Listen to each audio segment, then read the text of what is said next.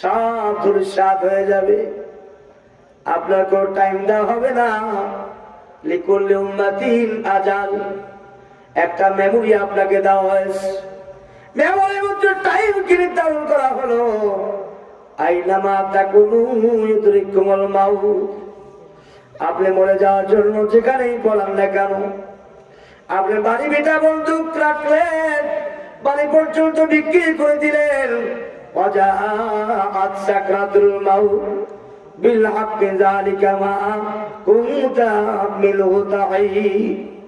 দোকানে চা খাইতে বসলেন, হঠাৎ করে কানের মধ্যে আসলো, মধ্যপাড়া বাদায় অমুক আমার মামা ছিল, অমুক আমার খালু ছিল, কত রাত্রে রাত 12টার সময় ইন্তেকাল করেছে। ফজরের নামাজ হয়ে গেল, সকাল 9টায় জানাজা হবে। এই জানাজায় অংশগ্রহণ করার জন্য আহ্বান করলো। এতটুকু ওয়াজ, এতটুকু নসিহত, এতটুকু বিশ্বাস যদি আপনি ভিতরে গেঁথে দিতে পারেন, আপনার দ্বারা কোনোদিন আর অপরাধ হওয়া সম্ভব হবে না। আপনাকে তো মরতেই হবে, মরা তো লাগবেই।